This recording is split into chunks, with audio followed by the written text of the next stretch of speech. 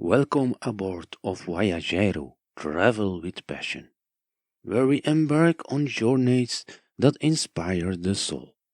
I'm your guide, Sam Waters, and together we'll uncover Europe's hidden gems, share unforgettable experiences, and dive deep into the heart of travel. Join me on an adventure in this podcast, which will leave you inspired, informed, and ready to explore on your own. Let's make every voyage a story worth telling. Bon voyage!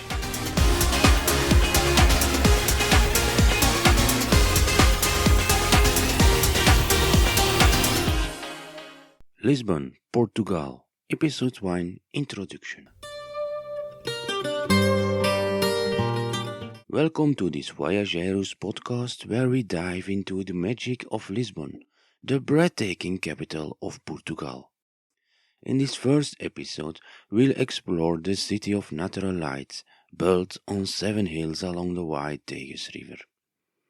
As one of the old cities in Europe, Lisbon, or better Lisboa, has a very rich history, culture, and a lot of traditions. Lisbon is famous for its unique and natural light, as well as warm, welcoming people with an open mind to the world. This is why Lisbon inspires a lot of artists and attracts many travelers and expats from around the world.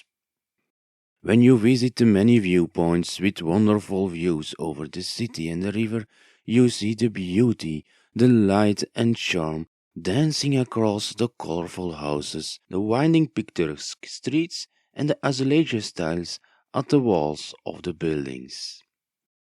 We'll explore the different neighborhoods of the city, each with its own atmosphere.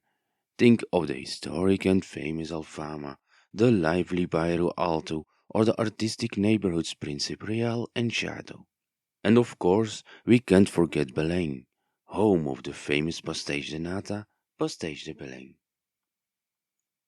We'll also dive into Lisbon's rich history, because many different peoples have left their mark in this wonderful city, from the Romans over the Visigoths to the Moors and finally the Christians, which are the Portuguese themselves, as well as some other important historical facts which all define what Lisbon is today, a city full of stories and surprises. Get ready for this first episode to introduce you on a journey through the hills, passion, flavors, and history of Lisbon. This is a must listen podcast. Whether you're already in love with this city beside the Tagus River or it's your first time, you'll discover the capital of Portugal, Lisboa. So let's get started. Let's travel with passion through Lisbon.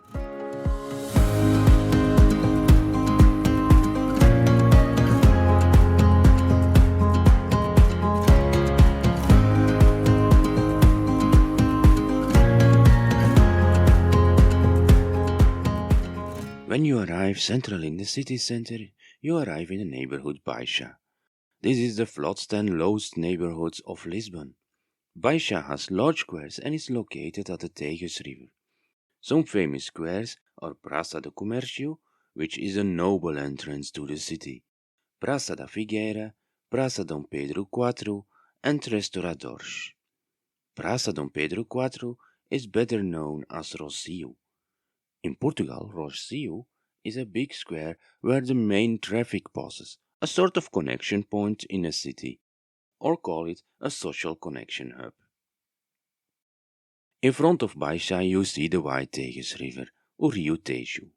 It looks like a sea, but don't make the mistake, it is a wide river, the last part of the Tagus River. Most of the other interesting neighborhoods are around Baixa. Because Baixa is a flat area, it is very comfortable to walk.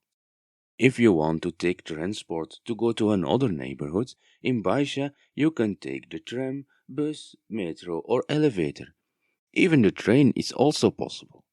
At Martimonis, you can take the wonderful, famous old city tram, Tram 28.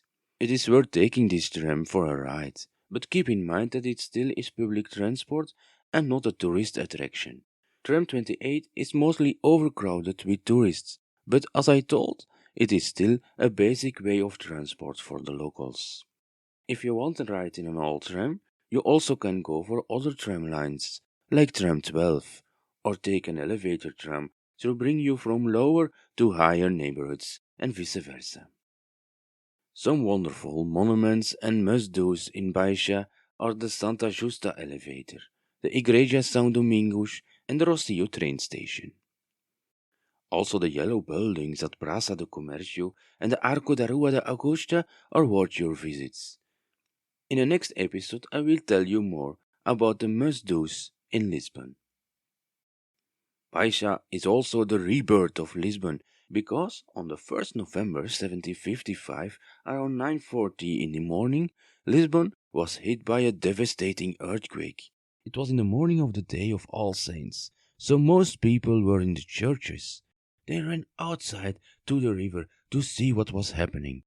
And at that moment, a tsunami came over the entire city center. The whole city center of Lisbon was destroyed. So the city center of Lisbon had to be completely rebuilt. And the main figure to do this was Marquis de Pombal. His statue stands at the end of the Avenida de Liberdade, looking over its city and the river. The Marquis de Pombal wanted Lisbon to rise again in its glory, but together it also had to be earthquake-proof. So this is why there are a lot of large squares and flat long streets in Baixa. The buildings are connected together and reinforced around doors and windows to be more able to absorb the earthquake shocks. At the riverside, it was made possible for water to flow under the square. And the old square, Terreiro do Paço, became the new square Praça do Comércio. When you look to the Tagus River, at the left side of Baixa, you find the oldest part of the city, Alfama.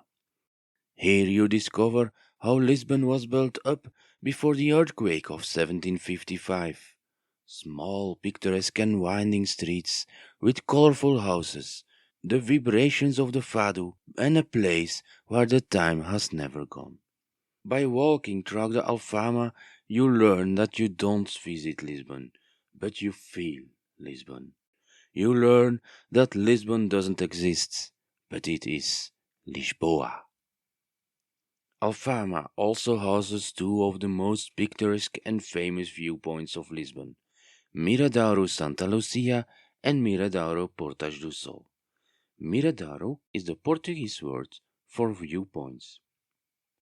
At the top mountain of Alfama, you find the castle, o Castelo São Jorge, the castle which stands proud and prominent in the city.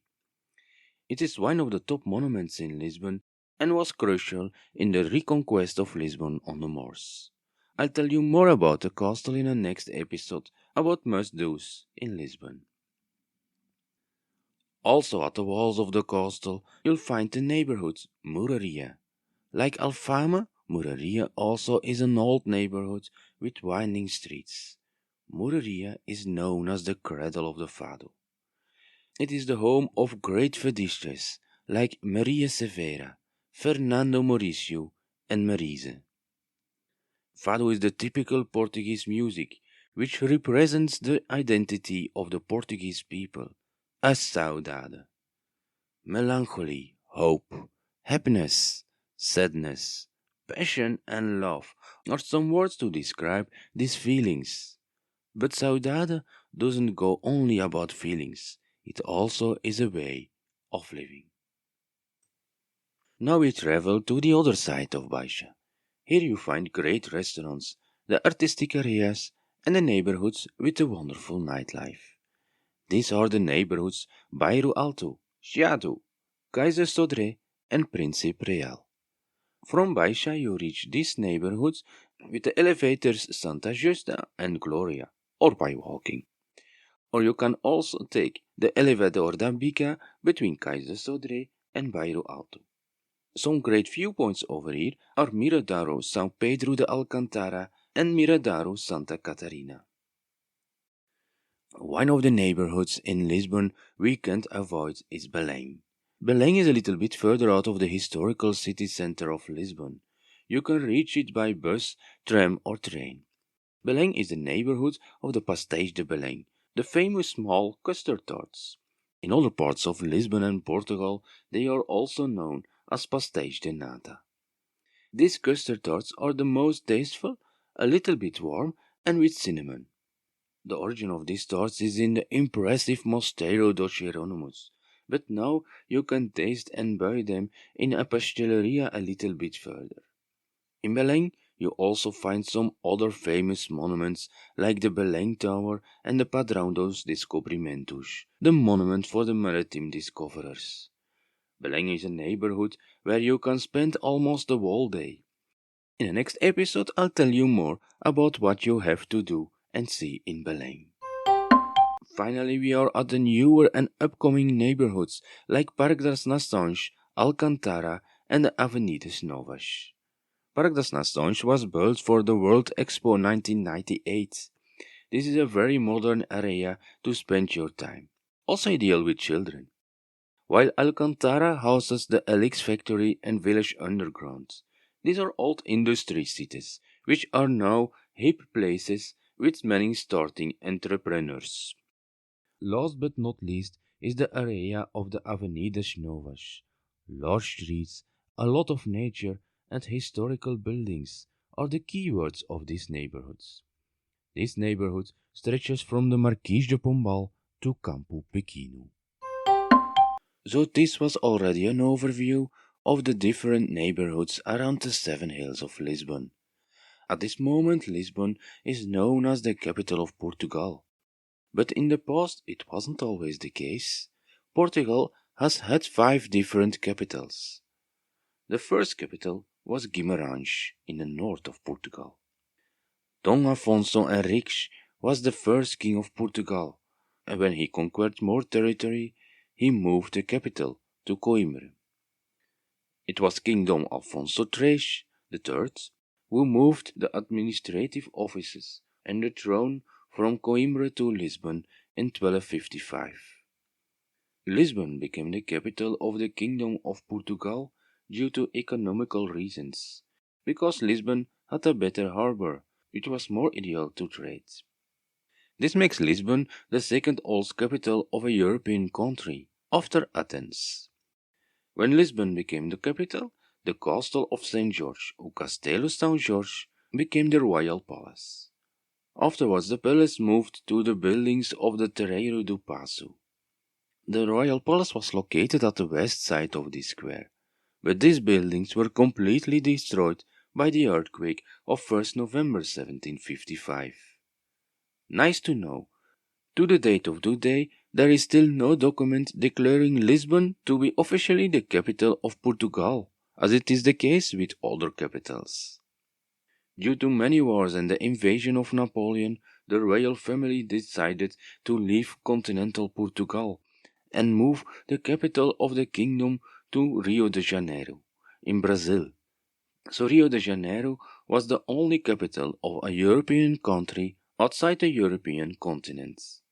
Angra do Heroísmo on the Azores also was twice a place of refuge for the Portuguese crown, which made it twice the capital of Portugal. Afterwards, the crown always came back to Lisbon. What I also can't skip in an introduction to Lisbon are the popular festivities of June. June is the month of festivities in Portugal. Firstly, there is a national day, o Dia de Portugal de Camões e das Comunidades Portuguesas, on the 10th of June. But the most famous festivities are the Festas dos Santos Populares, the festivities for all the most popular saints in Portugal. In Lisbon, this is for Santo Antonio, Saint Anthony.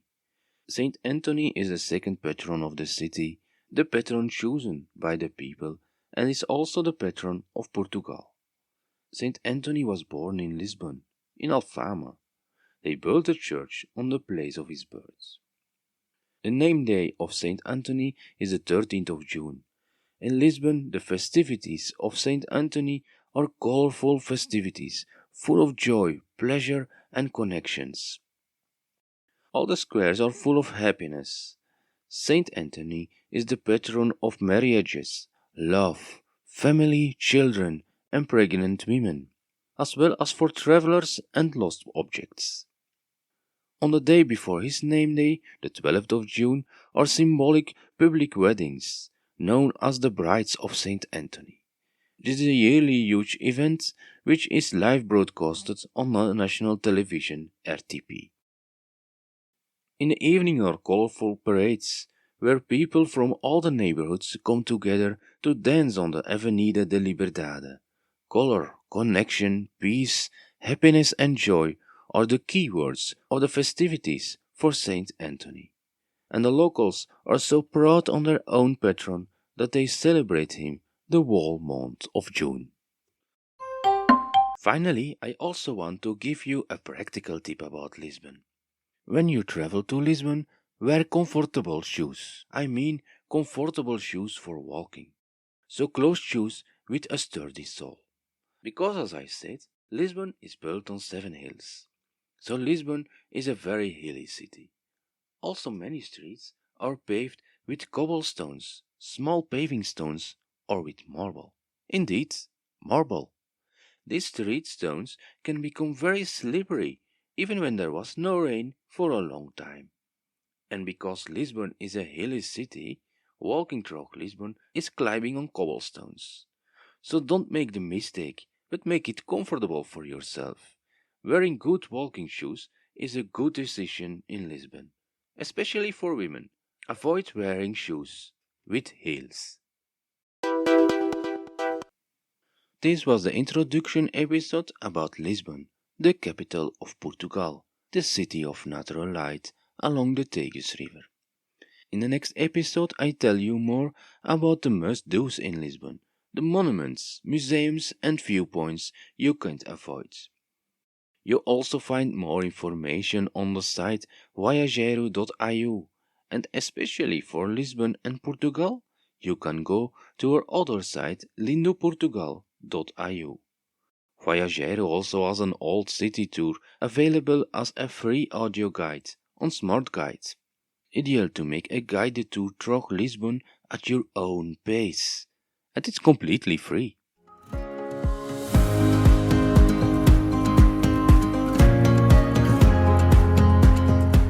Thank you for listening to this episode. Don't hesitate to give your review and subscribe to follow us. More travel information can be found on viajero.io. Bye bye until the next episode or podcast.